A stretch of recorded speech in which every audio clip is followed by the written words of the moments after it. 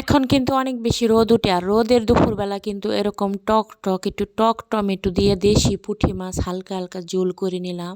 এটা কিন্তু খেতে অনেক বেশি মজা লাগে। আসেন আপনাদের সাথে শেয়ার করি। এখানে কিছু পেঁয়াজ দিয়ে দিলাম, পেঁয়াজটা একটু ভাজা ভাজা করে নিয়ে এখানে কিছু হলুদ দিয়ে হালকা পানি দিলাম যাতে পেঁয়াজটা পুড়ে না যায়। তারপরে গরম মশলা অ্যাড করবো একে একে। এখানে শুকনো মরিচ, ধনিয়ার গুঁড়া মানে ইত্যাদি যা লাগে মাছের মশলা সবই দিয়ে দিলাম।